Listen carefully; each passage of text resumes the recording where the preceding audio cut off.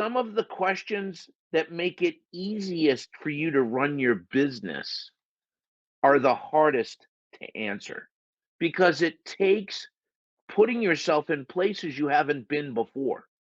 It makes you confront doubt and fear.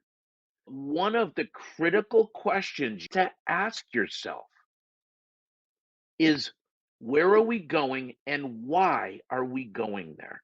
It gets you into creating a focus and a direction for your company.